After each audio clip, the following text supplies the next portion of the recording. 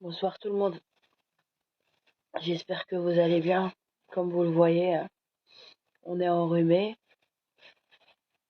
on est un peu prise par un coup de froid ces derniers jours. On revient ce soir pour discuter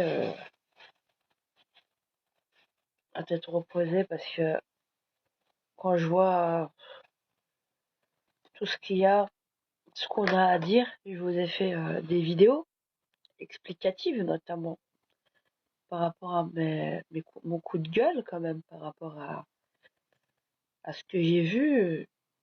Ce qu'il m'a semblé comprendre des choses lorsque je suis arrivée, notamment dans le cas de comment dire, du recours en annulation. Donc moi, je ne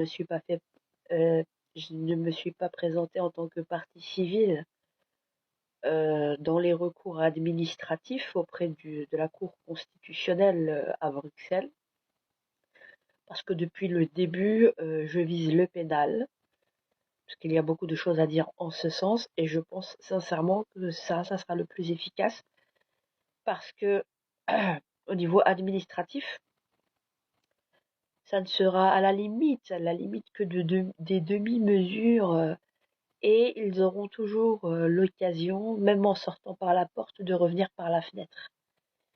Alors que au niveau pénal, donc il y a quand même des choses à dire en ce sens-là, et ils sont coupables de pas mal de choses, de délits, d'infractions et des conséquences en fait.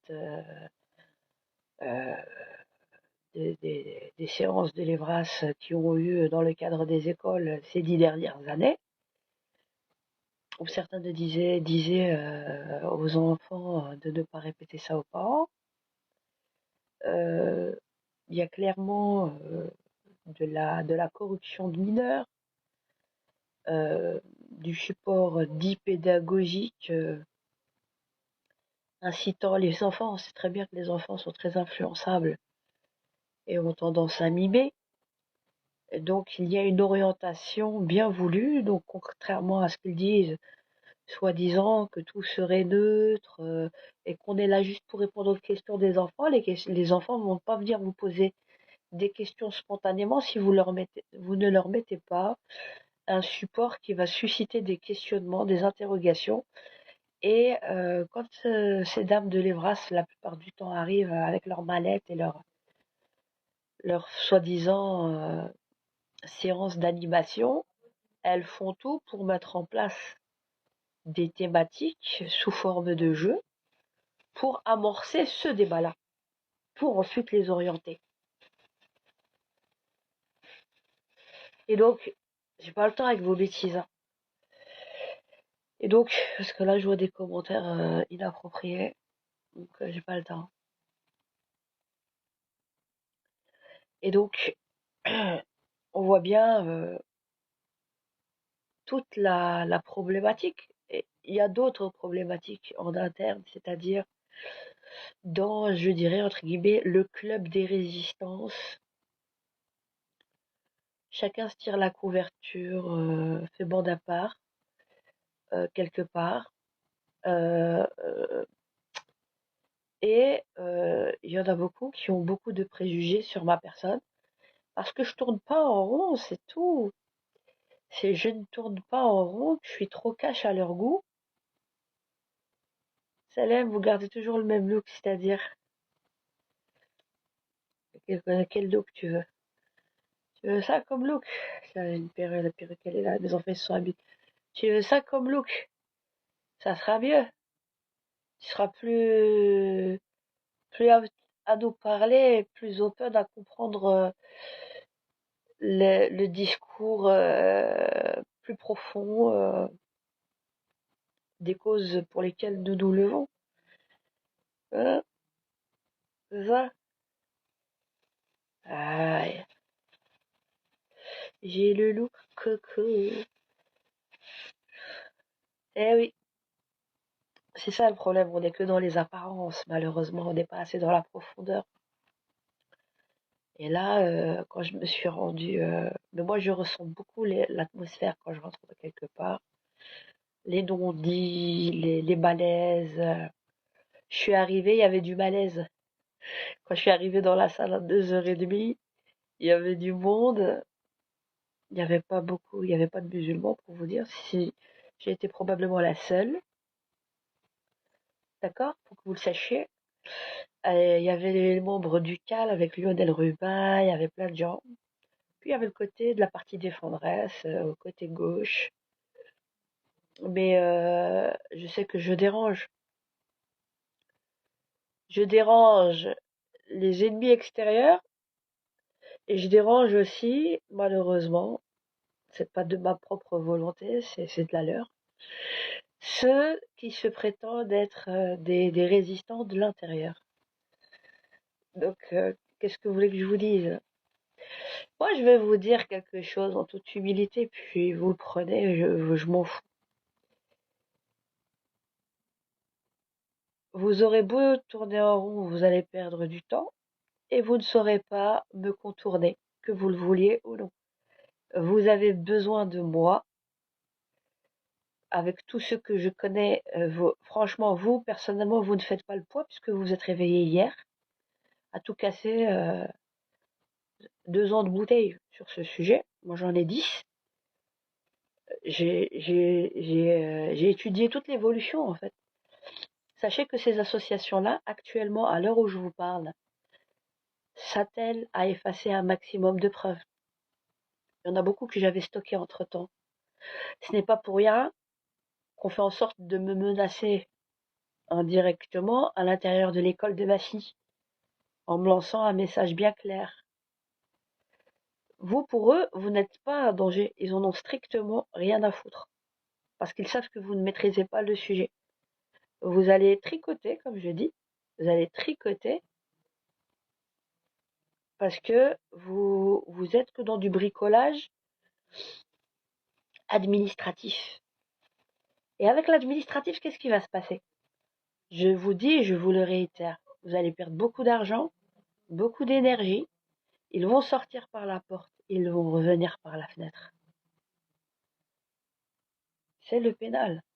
Moi déjà, j'ai déposé plainte, 27 mars. C'est en train de remonter auprès du procureur du roi. Je suis considérée comme personne lésée, comme victime. Et l'instruction, et comme ils savent très bien, le juge d'instruction va être saisi imminemment. Des plaintes sont en train de remonter, d'accord? Des vraies plaintes, c'est pas juste des témoignages de parents par rapport à l'Evra, c'est par rapport à leurs enfants. Des vraies plaintes. Je suis en train de parler avec une pénaliste. Je dis, il faut pouvoir nous suivre après. De l'autre côté, je suis en train de mobiliser un avocat en France pour taper aussi en France par rapport à la diffamation publique qu'on a faite sur ma personne. Je fais pas de diffamation, je fais pas de la désinformation aux familles, je maîtrise parfaitement mon sujet. Je n'ai pas à rougir. Et ce n'est pas de la prétention, c'est une réalité. Donc, comme on dit, en remettons à César ce qui appartient à César. Le problème, c'est que j'ai pas peut-être le faciès qui plaît, ou la bonne confession peut-être, ou peut-être, entre guillemets, quand je parle, je tortille pas du cul. C'est-à-dire que quand je parle, je ne tourne pas autour du pot en rond, à me languir, à chercher plein de mots. Certains vont te dire t'es diplomate, et tu vas mettre de la pommade. Et moi, ce qui me fait rire, c'est que les gens, quand ils sont dans ce délire-là, je les vois arriver, je les sens à des kilomètres, mais je fais semblant de pas avoir vu. Alors on me prend pour la bouffonne de service, on me prend pour la gogole de service qu'on peut utiliser, retourner, dribbler et utiliser et saurer. Moi, je vous laisse croire ça. Au final, si on doit récapituler nos luttes, quand je vous ai dit de vous lever avec moi, qu'on devait aller au pénal, on m'a pris pour une farfelue, on m'a dit que j'étais trop radicale. C'est ça qu'on a dit, n'est-ce pas? À la fin, vous vous êtes tapé la tête contre les murs en train de chercher comment, pas directement, pas dire, on a perdu du temps. Beaucoup d'argent pour les avocats. Et l'avocat dont je vous montre, notamment par rapport à le dit, le dit institut Thomas More, constitué de Aymeric de la Motte, que j'avais déjà dès les premières heures contacté quand il s'agissait d'aller frontalement contre Madame Caroline Désir et d'autres. Il m'a dit non, non, non, ramenez-moi d'autres associations. Non, on va essayer de discuter. À la fin, il a fait ce que je lui avais préconisé dès le début, qu'il ne voulait pas entendre. Mais, mais, ce monsieur a des relents d'extrême droite et invite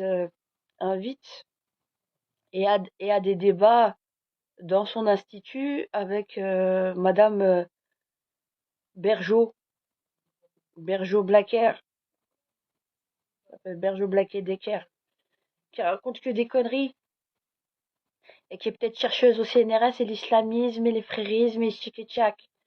La même bouillabaisse, la montée de l'islamisme en Europe. Donc, c'est-à-dire, en fait, les musulmans, quand ils sont discriminés, ils ne devraient pas, en fait, avoir quelques outils pour se défendre. Et en fait, c'est toujours l'histoire de l'inversion accusatoire. Pourquoi je vous parle de cela? Parce que monsieur Aymeric de la Motte, lui qui est à l'intérieur de l'institut et qui fait partie intégrante de cet institut et qui le promeut,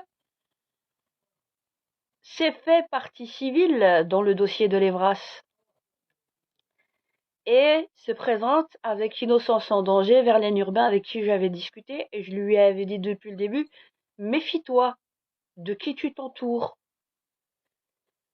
Dans son post sur Facebook, qu'est-ce qui se passe? Qu'est-ce qui se passe? On trouve monsieur Aymeric de la Motte mettre un post de lui avec des photos en disant merci à Verlaine Urbain de l'association euh, de, en gros, de participer au plaidoyer justicia de l'Institut Thomas More. C'est pas comme si c'était monsieur Verlaine Urbain qui s'était constitué partie civile avec Aymeric de la Motte. Lui, il le représente, mais c'est pas comme ça qu'il le présente. Vous comprenez? Donc, donc d'extrême droite, qui le moment venu vont faire un appel et une levée de fonds pour cet institut qui promeut des idées d'extrême droite. Donc on va surfer sur le dos des familles, sur le dos des parents qui ont peur, qui veulent défendre leurs enfants, et on va financer un homme qui a des thèses d'extrême droite et qui est avocat en tant que partie civile, comme ça, il va raquer un maximum d'argent à toutes les familles pour promouvoir encore leur... Et comme par hasard, quand il m'a vu hier, le 2, il m'a vu là-bas, il s'est retourné et il m'a souri. Je lui ai souri, je lui ai dit bonjour. Mais il me prend pour une chèvre. Moi, je sais qui il est. Il me prend pour une chèvre. Alors, comme tu te fous de ma gueule, mon cher petit Aymeric de la Motte, je me foutrais tout autant de ta gueule. Et que, sache-le. Et je sais très bien, sache avec qui tu joues.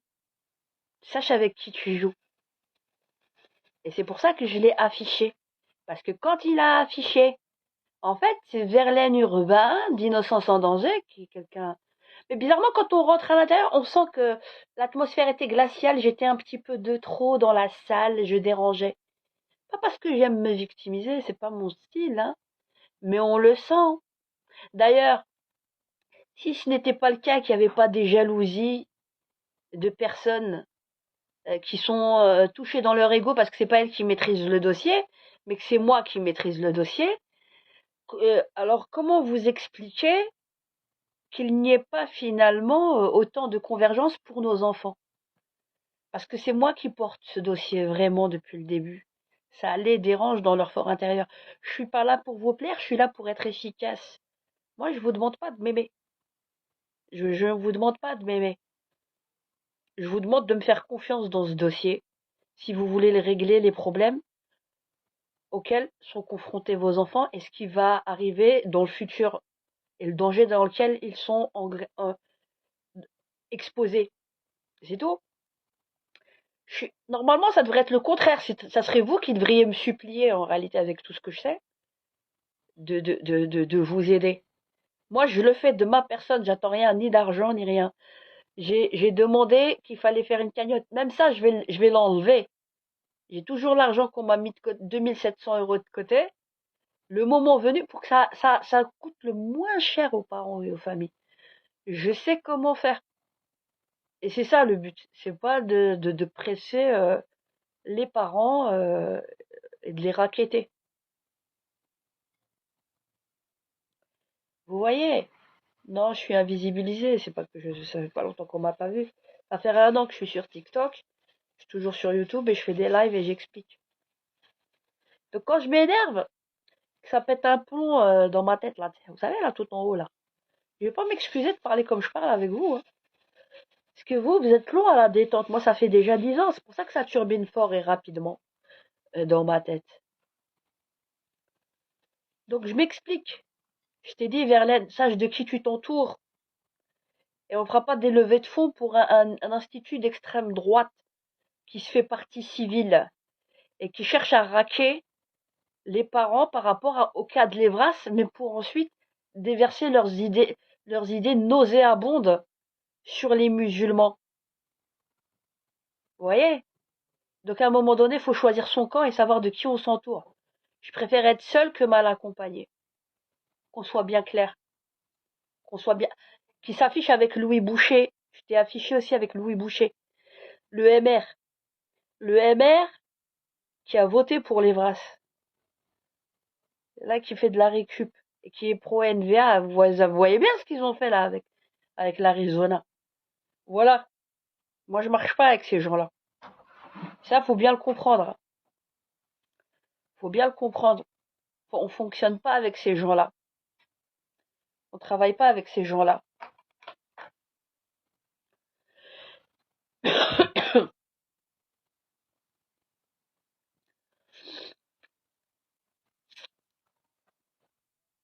Il est pas là. Il ferme la porte.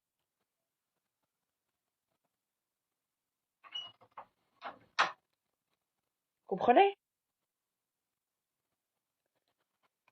Je vais pas vous caresser dans le sens du poil. Je suis pas là pour vous plaire. C'est clair? Oui, c'est une catastrophe. Le Premier ministre, il a dit qu'il accepterait. Ouais, mais voilà, c'est une cata. Vous voulez qu'on fonctionne avec ces gens-là? Je mélange pas tout, c'est vous qui savez pas où vous mettez les pieds. Et ils sont en train de faire quoi? D'utiliser la cause de l'Evras pour vous raquer un maximum d'argent pour promouvoir son institut d'Émeric de Lamotte, là. Avec que des gens d'extrême droite. En tout cas, t'as pas eu peur, cher Émeric de Lamotte, de serrer la main à une belle islamiste, apparemment. En tout cas, tu pourras lui dire à ta copine Berjo Black et Decker, hein, d'accord, que tu reçois chez toi. Tu veux te faire démocrate et puis tu fais une conférence en fin 2023 sur l'islamisme. En gros, on est pollué par les musulmans et tout ça. D'accord? Mais par contre, tu es tellement hypocrite que tu m'as quand même serré la main, tu m'as dit bonjour. Et moi aussi, je t'ai dit bonjour. J'ai bien été aimable avec toi. C'est pas des gens comme toi qui vont me bananer. Jamais. Ça, je savais où est-ce que tu mets tes pieds. Je suis pas une islamiste. Par contre, toi, il y a beaucoup de choses, malheureusement, qui sont déplorables. Je pensais que tu étais beaucoup plus modéré.